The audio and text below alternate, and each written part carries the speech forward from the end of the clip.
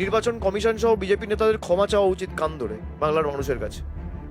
আমার এতটুকু কর্তব্য নেই, দায়িত্ব নেই যে আমার লোকসভা কেন্দ্রের দুজন গরিব মানুষকে, তারা মহারাষ্ট্রতে কাজ করছে দীর্ঘ 20 বছর 22 বছর ধরে, আজ থেকে নয়। তাহলে যারা 20 বছর ধরে বাইরে কাজ করছে, একটা সমস্যার মুখে পড়েছে, তার পরিবারের যাকে ধরেছে তার স্ত্রী আমার কাছে এসে সাহায্য চাইছে, আমার এতটুকু দায়বদ্ধতা নেই আমি ফোন করে দেবেন্দ্র ফাডনাবিসকে না পারি তার সরকারের কাউকে, বা মুখ্যমন্ত্রী সচিবালয়ের কাউকে, বা কোনো সাংসদ হোক, বিধায়ক হোক, বিজেপির রাজ্য সভাপতি হোক, কাউকে একটা ফোন করে বলবো যে এদেরকে ভুলবশত বাংলাদেশি বলে আখ্যায়িত করে আপনারা জেলে ঢুকিয়েছেন, এটা অন্যায়, ওদের ছাড়ার ব্যবস্থা করুন, জেল থেকে বার করার ব্যবস্থা করুন?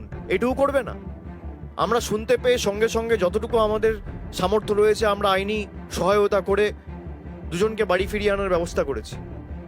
এখানে তৃণমূল বিজেপি কিসের? রাজনীতি যারা করে তারা তো মানুষের পাশে থাকার জন্য রাজনীতি করে।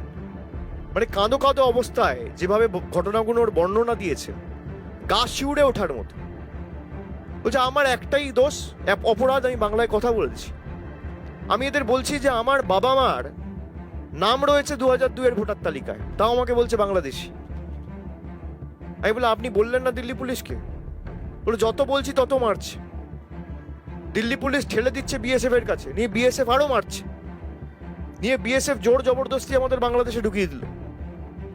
জঙ্গলের রাতের পর রাত জঙ্গলে কাটিয়েছি। অন্তঃসত্ত্বা একজন মহিলা গর্ভবতী অবস্থায়, ওই অবস্থায় নদী পেরিয়েছি, জঙ্গলে রাতের পর রাত কাটিয়েছি, সাহায্য করার কেউ ছিল না। তারপর কোনো মতে ঢাকায় গিয়ে পৌঁছাই তো ঢাকার পুলিশ আমাদের অ্যারেস্ট করে। আমরা খবর পেয়ে আইনি সহযোগিতা করে কলকাতা হাইকোর্টে মামলা হয়, পরবর্তীকালে সুপ্রিম কোর্টে টেক আপ করি। সুপ্রিম কোর্টের থাপ্পড় খেয়ে কেন্দ্র সরকার আনতে বাধ্য হয়েছে। এখনো তার স্বামী বাংলাদেশে আছে। তাদের অপরাধ কি? বাংলায় কথা বলেছে। যারা আপনাকে জিতিয়েছে, আপনার কর্তব্য নেই?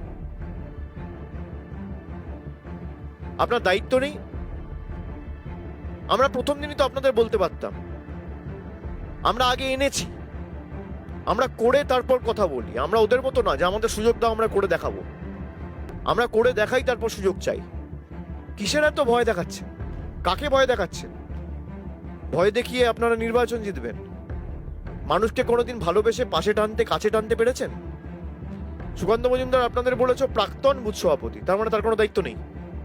তার মানে তো তাই, প্রাক্তন বুথ সভাপতি বলে কোনো দায়িত্ব নেই, মানে বুথ সভাপতি হলে করব।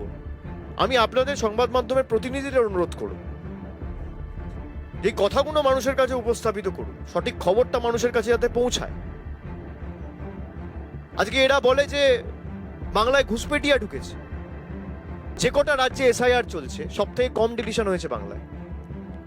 নির্বাচন কমিশন সহ বিজেপি নেতাদের ক্ষমা চাওয়া উচিত কান ধরে বাংলার মানুষের কাছে। চাইবে না? সব থেকে বেশি ডিলিশন হয়েছে গুজরাট আর উত্তরপ্রদেশ, তাহলে সব থেকে বেশি ঘুষপেটিয়া কোথায়? যারা বলতো 1 কোটি রোহিঙ্গা আছে বাংলায়, তালিকা কোথায়? যে 58 লক্ষ নাম বাদ গেছে তাদের মধ্যে কজন বাংলাদেশি, কজন রোহিঙ্গা, তালিকা প্রকাশ করতে পেরেছে? আমরা তো দাবি তুলেছি দিল্লিতে গিয়ে নির্বাচন কমিশনের কাছে, তালিকা কোথায়? জিজ্ঞেস করুন এই প্রশ্নগুলো সুকান্ত মজুমদার, শুভেন্দু অধিকারী, দিলীপ ঘোষ, শ্রমিক ভট্টাচার্য, অমিত শাহ। দেশের প্রধানমন্ত্রী তো 11 বছর ধরে সাংবাদিকদের সামনেই আসেন, আমি ছেড়ে দিলাম। বাকি যারা আসে জিজ্ঞেস করুন যে মানুষের পাশে দাঁড়িয়ে আপনি কি করেছেন, কটা মানুষকে জল দিয়েছেন, কল দিয়েছেন, রাস্তা দিয়েছেন। হিন্দু মুসলমানের বিভাজন।